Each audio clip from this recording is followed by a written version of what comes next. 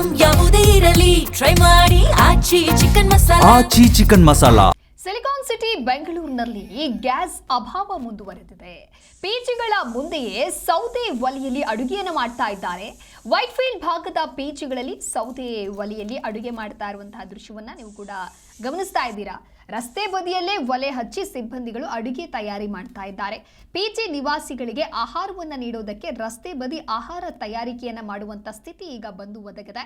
Whitefield ಎಎಸ್ಆರ್ ladies ಪಿಜಿಯಿಂದ ಸೌದೆ ಒಲೆಯಲ್ಲಿ ಅಡುಗೆ ಮಾಡಲಾಗ್ತಾ ಇದೆ. ಅಕ್ಕಪಕ್ಕದ ಪಿಜಿಗಳಿಂದಲೂ ಕೂಡ ರಸ್ತೆಯಲ್ಲಿ ಒಲೆ ಹಚ್ಚಿ ಆಹಾರ ತಯಾರಿಕೆಯನ್ನ ಮಾಡಲಾಗ್ತಾ ಇದೆ.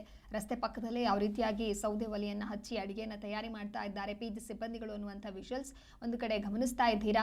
ಇಸ್ರೇಲ್ ಹಾಗೆ ಇರಾನ್ ನಡುವೆ ಆಗ್ತಾ ಇರುವಂತಹ ಯುದ್ಧ ನೇರವಾಗಿ ಭಾರತಕ್ಕೆ ಬೀರಿದ್ದು, ಅದರಲ್ಲೂ ಕೂಡ ಪ್ರಮುಖವಾಗಿ ಬೆಂಗಳೂರಿನ ಜನರು ಕೂಡ ಒದ್ದಾಡುವಂಥ ಸ್ಥಿತಿ ನಿರ್ಮಾಣವಾಗಿದೆ.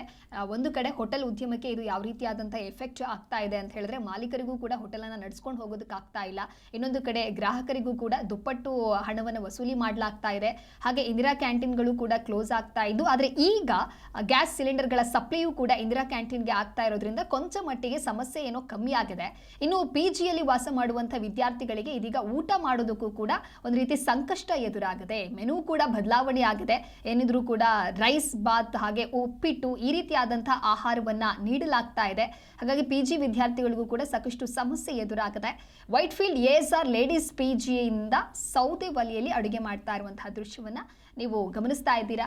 ಹೀಗೆ ಅಕ್ಕಪಕ್ಕದ ಪಿಜಿ ಎಲ್ಲರೂ ಕೂಡ ರಸ್ತೆ ಬದಿಯಲ್ಲೇ ಈ ರೀತಿ ಸೌದೆ ಒಲೆಯನ್ನು ಹಚ್ಚಿಕೊಂಡು ಅಡುಗೆಯನ್ನ ಮಾಡುವಂತಹ ಸ್ಥಿತಿ ಸದ್ಯಕ್ಕೆ ಅಲ್ಲಿ ನಿರ್ಮಾಣವಾಗಿದೆ.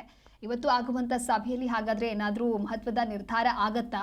ಎಲ್ಲ ಕಡೆಯೂ ಕೂಡ ಗ್ಯಾಸ್ ಸಪ್ಲೈ ಆಗುತ್ತಾ? ಈಗೇನು ಸಮಸ್ಯೆ ಎದುರಾಗಿದೆ, ಈ ಆತಂಕ ಏನು ಸೃಷ್ಟಿಯಾಗಿದೆ, ಅದೆಲ್ಲವೂ ಕೂಡ ನಿವಾರಣೆ ಆಗುತ್ತಾ ಅನ್ನೋದನ್ನ ಕಾದು ನೋಡಬೇಕಿದೆ.